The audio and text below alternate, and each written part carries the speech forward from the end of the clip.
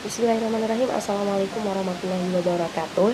Ismi Indi Hibsalistia, ana minal mustawal khamis di syu'batu tadris Lughah al-Arabiyyah faslul alif di Jami'ati Mataram al-Islamiyah al-Dunya wa hadhil wazifah minal Ustaz Syamsuddin al-Magistr fil maddati al-lughah al-ijtima'i wa tashilan li tafhim al-lafz al-lughah al-Indonesia.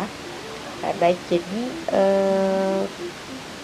yang akan kita bahas hari ini di mata kuliah Ilmu Lughah al-Ijtimai, yaitu adalah salah satu tema yang saya dapatkan dengan tema bahasa dan humor, peran humor dalam bahasa dan interaksi sosial. Oke, jadi selama beberapa menit kemudian kita bakalan bahas apa aja sih gitu. Yang pertama itu kita akan ngebahas terkait tentang definisi dan fungsi humor dalam komunikasi. Yang kedua itu adalah macam-macam gaya dalam bahasa humor. Yang ketiga, humor sebagai alat kritik sosial. Yang keempat, dampak humor dalam budaya. Dan yang kelima adalah dampak humor dalam hubungan intrapersonal. Nah, ini kelima subtema yang akan kita bahas dalam pembahasan bahasa dan humor pada kali ini. Next, let's start it. Jadi yang pertama itu kita perlu tahu dong apa itu bahasa dan apa sih itu humor gitu, dan fungsi dari bahasa dan humor itu apa aja sih.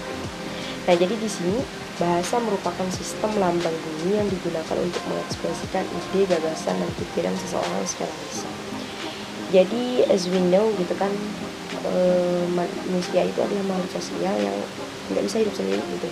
Kita pasti bakalan berinteraksi dengan orang lain, dan salah satu cara kita berinteraksi dengan orang lain tentu saja dengan cara berkomunikasi, dan yang pastinya dengan menggunakan bahasa itu sendiri.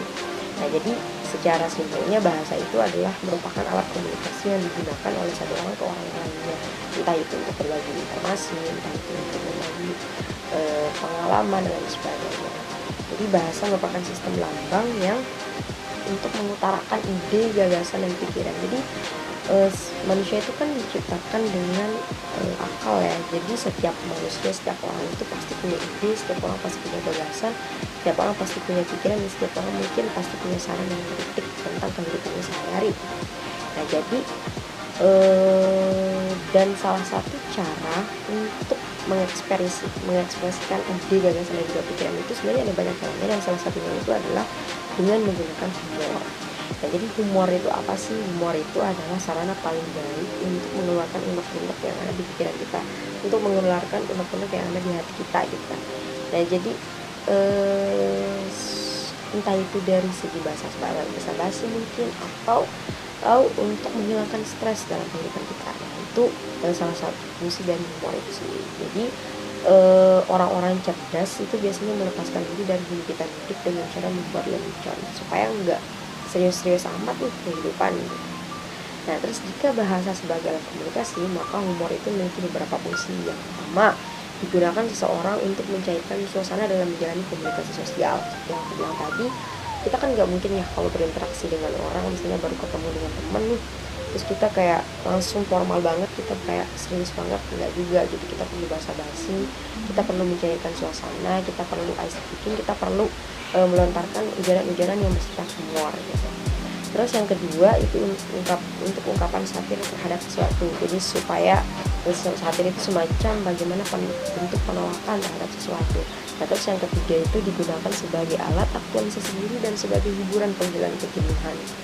Yang aku bilang tadi di awal, kayak kita nggak bisa ngebawa hidup itu terlalu serius, sehingga kita perlu humor dalam kehidupan kita, sehingga kita perlu membuat sesuatu itu lebih seru, lebih menarik gitu, dan gak ngebosenin gitu. Dan hal yang paling penting yang perlu dibahas mengenai humor itu adalah bahwa satu orang dengan orang lainnya itu adalah dua orang yang memang memahami terkait tentang humor. Kenapa tadi yang begitu? Karena ada beberapa orang yang memang aku berniat nih pengen bercanda, aku berniat pengen melakukan jalan humor gitu, tetapi orang yang kita lawan bicara justru tidak menganggap itu humor. Justru mereka malah masukin ke dalam hati, mereka malah terbawa perasaan, mereka malah menganggap itu serius, sehingga tak sedikit humor yang harusnya menjadi bahan candaan, yang harusnya membuat situasi menjadi lebih seru, itu justru malah membawa bencana gitu, entah itu putusnya hubungan tali silaturahmi antara satu orang dengan yang lainnya dan lain sebagainya. Jadi ketika teman-teman ingin melakukan humor itu usahakan untuk mengenali lawan bicara gitu, sehingga tidak terjadi yang namanya pertengkaran dan lain sebagainya. Oke, next, untuk macam-macam gaya bahasa humor itu kayak gimana sih? Yang pertama di sini ada 4 macam-macam gaya bahasa humor. Yang pertama itu terkait tentang ironi. Jadi humor itu bukan sekedar kita kayak mengutarakan satu kalimat dan itu lucu banget gitu sampai semua orang ketawa gitu. Nah, tapi sebenarnya ada beberapa hal yang memang itu gaya bahasanya humor gitu. Yang pertama itu ada namanya gaya bahasa ironi. Gaya bahasa ironi ini adalah gaya bahasa yang menyatakan makna bertentangan dengan maksud untuk mengolok-olok. Ini contohnya tuh misal kayak ada nih satu pantun gitu, 2-3 kucing berlari yang baca masih sendiri. Nah itu kan kayak contoh nih kita lagi scroll media sosial kita, nah terus kita ketemu nih sama satu caption yang bilang 2-3 kucing berlari yang baca masih sendiri. Jadi kayak ini satu humor, tapi humornya tuh humor yang bersifat gaya bahasanya itu ironi. Jadi kayak ngolok-ngolok kita nih sebagai yang ngebaca gitu. Aduh nih aku kesendir banget nih sama tulisan ini yang bilang bahwa yang baca itu masih sendiri. Yang kedua itu ada namanya sinisme. Sinisme itu gaya bahasa yang berupa sindiran yang berbentuk kesangsian yang mengandung ejekan terhadap kejelasan atau ketulusan hati. Contoh nih misalnya, Indonesia keras kawan, Belanda aja takut sama babu runcing, orang Indonesia malah babu ditumis. Nah jadi sebenarnya ini tuh semacam ejekan yang dilontarkan untuk negara Belanda. Jadi kan pada saat Indonesia berjuang untuk kemerdekaannya, rakyat Indonesia berjuang untuk kemerdekaan negara Republik Indonesia, mereka itu menggunakan senjata-senjata yang memang sederhana gitu. Salah satunya adalah menggunakan babu runcing. Sedangkan negara Belanda itu pastinya menggunakan senjata-senjata yang sudah lumayan lebih daripada babu runcing gitu. Nah, jadi kayak Belanda aja takut gitu sama babu runcing. Tapi di Indonesia bambu itu malah jadi bahan masakan gitu. Jadi ini tuh semacam untuk mengolok negara Belanda, saking kalau kita bisa bilang kita bisa garis bawahi kata takut ya, kayak negara Belanda tuh takut loh sama negara Indonesia gitu, sampai Indonesia berhasil untuk merdeka pada tanggal 13 Agustus 1945. Dan yang ketiga itu namanya sarkasme, yaitu sarkasme bahan yang mengandung olok-olok atau sindiran pedas yang menyakitkan hati. Contoh nih, misalnya teman-teman lagi scroll media sosial gitu kan, nah terus ngeliat ada gambar tikus dia lagi bunuh diri dan POV-nya itu, captionnya tuh POV-nya akibat jumlah terlalu lama. Jadi kayak kita yang ngebaca itu ngerasa kesindir gitu. Ini tikus loh POV-nya gitu. Ini tikus yang kayak dia ngebunuh diri, kayak menghilangkan nyawa gitu, saking frustasi dengan masa kehidupannya. Dan ini tuh nyindir orang-orang yang memang relate dengan kehidupannya gitu, saking lamanya ngejomblo. Nah, terus yang ketiga itu yang satir itu gaya bahasa atau ungkapan yang menertawakan atau menolak sesuatu. Contoh nih, contoh kalimatnya, saya lagi nyuci, terus cucian saya itu berbusa, dan karena berbusa akhirnya saya bawa dia ke rumah sakit. Di rumah sakit, kenapa saya bawa ke rumah sakit? Karena saya rasa itu perlu ditangani dengan serius. Ketika saya sampai di rumah sakit, ternyata yang diperiksa adalah saya. Dan kenapa yang diperiksa adalah saya gitu. Jadi untuk kalimat satir itu di sini di kalimatnya kenapa yang diperiksa malah saya. Nah kalimat kenapa itu menunjukkan adanya penolakan terhadap sesuatu, kayak aku kan harusnya yang diperiksa itu bajuku bukan aku gitu. Padahal sebenarnya kalau secara redaksi kalimat memang seperti itu maknanya, tapi makna yang hakikatnya itu adalah emang kita segila itu ya untuk ngebawa baju yang berbusa ke rumah sakit untuk diperiksa. Nah ini semacam hiburan-hiburan atau humor-humor yang memang sering diujarkan dan banyak yang terjadi di dunia media sosial, yang dunia maya. Oke, selanjutnya pembahasan selanjutnya itu adalah terkait tentang humor juga bisa menjadi ajang kritik sosial dan juga politik. Contohnya itu adalah memilih politisi itu seperti memilih makanan di restoran cepat saji. Semua tampak menggoda, tapi setelah dicoba kita hanya berharap tidak sedikit pun. Jadi ini tuh semacam lelucon atau humor yang dilontarkan sama orang-orang yang sebenarnya mereka tuh kayak unek-unek dalam pikiran dan hati mereka terkait tentang politik dan juga sosial yang ada di negara Indonesia. Seperti yang kita ketahui bahwa ya keadilan Indonesia itu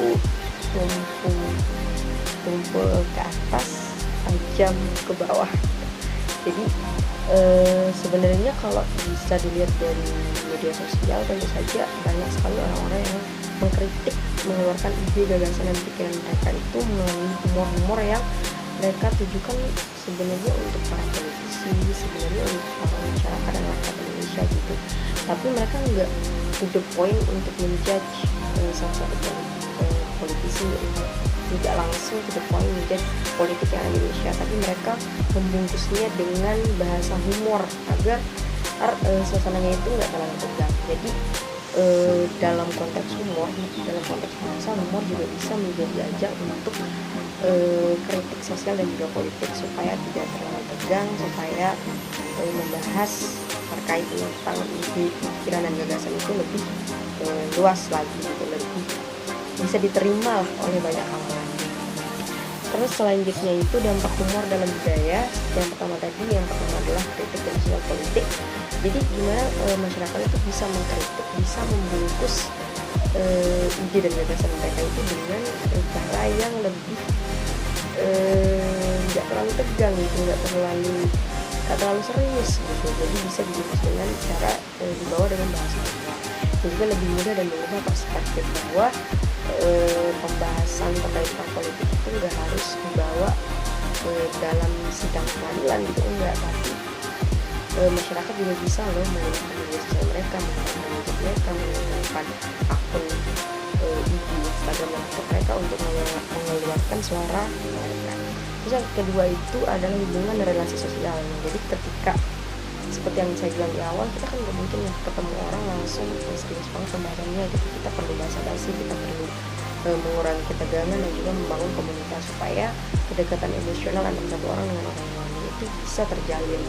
Jadi bisa karena kan kalau terlalu formal ketika kita bicara nih, ketemu orang baru terus terlalu formal, itu pembahasannya kadang stuck di situ gitu, nggak ada basa-basi, nggak ada humornya. Jadi orang serius banget sih gitu. Ini gak usah diajak bicara. Jadi humor itu sepenting itu gitu ketika kita berinteraksi sosial. Terus yang ketiga itu terkait tentang kesehatan mental. Tentu saja ya teman-teman, jadi mengurangi stres dan meningkatkan kinerja supaya kita nggak terlalu terbawa suasana dengan stres, dengan itu trauma, depresi dan lain sebagainya, supaya kita bisa relax dengan kehidupan kita dan enjoy with our life. Terus yang keempat itu pendidikan dan edukasi.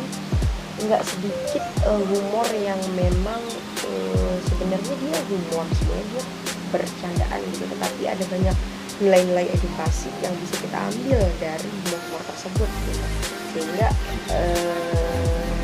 entah itu politik, entah itu ekonomi, entah itu pendidikan, entah itu sains, semuanya bisa dibungkus dengan bahasa-bahasa humor. Yang kelima itu ada kebudayaan dan juga tradisi. Itu mengembangkan tradisi, contohnya seperti langka atau saya kayak pantun dalam Sasak, itu juga menjadi salah satu cara untuk melestarikan tradisi-tradisi yang ada di suatu wilayah gitu. Atau mungkin misalnya nggak harus lewat pantun, tapi kayak cerita-cerita legenda yang memang dia udah legenda nih, tapi kita membungkus bahasanya itu dengan bahasa-bahasa yang bisa diterima oleh banyak orang. Itu dampak humor dalam budaya. Dan next, dampak humor dalam hubungan intrapersonal seperti yang tadi kita bilang. Pertama itu tentu saja mengurangi stres ya. Jadi supaya nggak tegang-tegang banget, supaya nggak serius banget. Kita perlu enjoy, kita perlu relax with our life. Bahkan yang kita diperintahin untuk kayak meditation yang bilang kalau kita hebat dan kita kuat, kita berani gitu. Tapi sebenarnya humor dalam kehidupan sehari-hari juga. Dan yang kedua itu meningkatkan kualitas komunikasi, entah itu dari satu orang ke orang lainnya, dari satu komunitas ke komunitas lainnya, dari satu grup ke grup lainnya, bahkan untuk semua kalangan. Kemudian yang ketiga itu membangun keterhubungan emosional, seperti supaya kan bahasa itu adalah salah satu alat untuk berkomunikasi. Kita nggak mungkin menggunakan bahasa-bahasa yang memang dapat menyindir orang lain secara langsung gitu, kayak kamu jahat banget sih gitu, kamu suka bohong gitu. Tapi sebenarnya kita bisa loh menyindir mereka dengan cara-cara yang kita nyindir tapi dia bisa diterima gitu. Kita nyindir tapi itu adalah salah satu bentuk humor. Dan keempat itu adalah menghadapi konflik dengan lebih baik, supaya ketika kita punya masalah kita juga bisa menghadapi itu dengan tenang, dengan calm, and of course with funny moment gitu. Jadi supaya enggak kan kadang kalau kita udah marah banget sama situasi itu bisa melebar kemana-mana gitu, bahkan membuat situasi menjadi lebih serius gitu. Tapi ketika kita tenang, calm, itu bisa berubah situasi yang harusnya tegang tuh jadi relax, jadi slow, jadi lebih mudah untuk kita konsentrasi dalam mencari solusi dalam permasalahan tersebut. Oke, and the last slide is this. Humor itu bagaikan pelangi di tengah hujan. Ia buat hari yang kelabu jadi cerah dan buat semua orang tersenyum bahkan di saat situasi lagi berat. Nah, itu saja mungkin yang bisa saya sampaikan. Terima kasih atas perhatiannya. Syukran jazila ala istimaikum warahmatullahi wabarakatuh. Ala kulli khatiat. Itu saja pembahasan terkait tentang bahasa dan humor serta fungsi humor dalam bahasa dan juga interaksi sosial. Semoga bermanfaat. Saya Indi dan bye bye. Assalamualaikum warahmatullahi wabarakatuh.